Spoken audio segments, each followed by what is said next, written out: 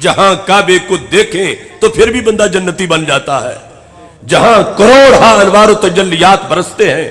مستدرک للحاکم میں ہمارے آقا علیہ السلام کا فرمان ہے، لو ان رجلا سفن بین الرکن والمقام وصلى وصام ثم لقي الله وهو مبغض لأهل بیت محمد صلی اللہ علیہ وسلم داخل النار۔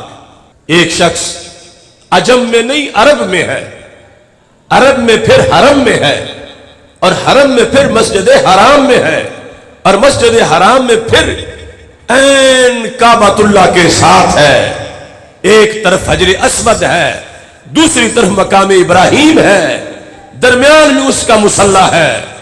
2-4 گھنٹے نہیں، 2-4 دن نہیں، 2-4 مہینے نہیں، 2-4 سال نہیں، اس نے ساری زندگی وہاں گزار دی ہے۔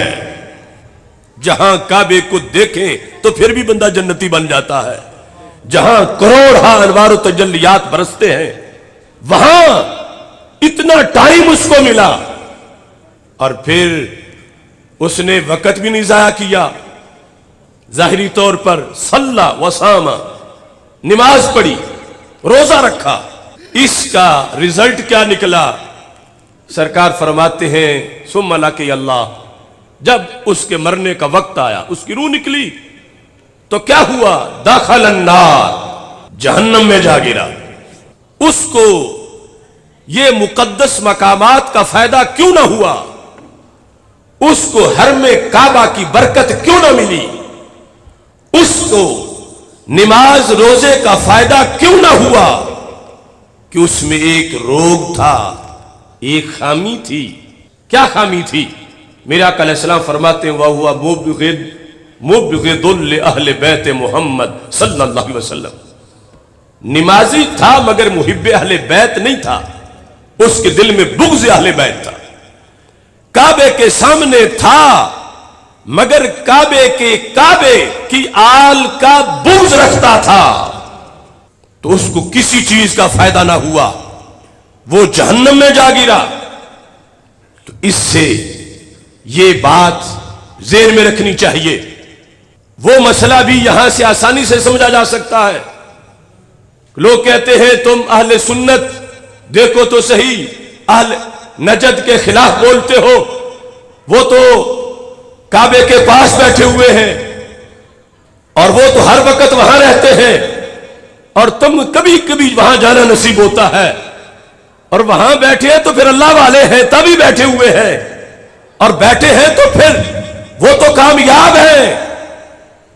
تو دین محمد صلی اللہ علیہ وسلم کی یہ حدیث واضح کر رہی ہے کہ دل میں بغض آل محمد صلی اللہ علیہ وسلم ہو تو بندے کو کچھ نہیں ملتا، اور جس میں خود بغض نبی بھرا ہوا ہو اس کو کعبے کے سامنے بیٹھنے سے کیا ملے گا؟ کچھ۔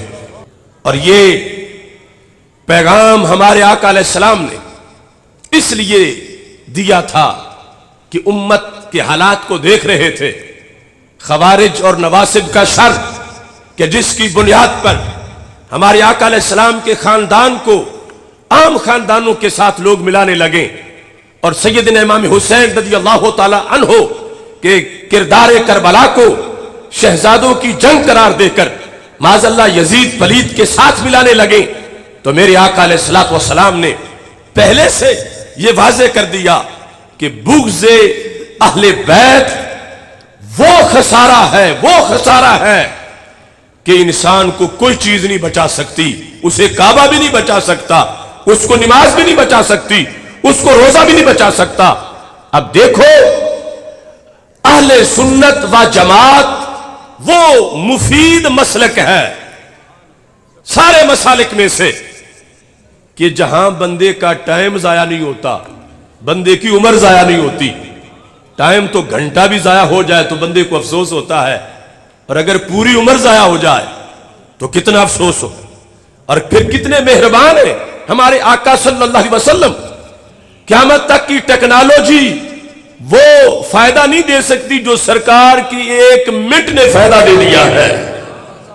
اگر سرکار نے یہ بتایا نہ ہوتا اور لوگ اسی طرح بغض اہل بیت میں پہنچ جاتے جہنم میں، تو ہاتھ ملتے رہتے کہ کاش دنیا میں پتہ چل جاتا تو ہم اپنی اصلاح کر لیتے، کاش دنیا میں پتہ چلتا کہ یہ اتنا ضروری سبجیکٹ ہے کہ اس میں اگر فیل ہو گئے تو نماز کے نمبر ہی نہیں ملیں گے، تو ہم اپنی اصلاح کر لیتے، لیکن دنیا میں تو پتہ ہی نہیں چلا۔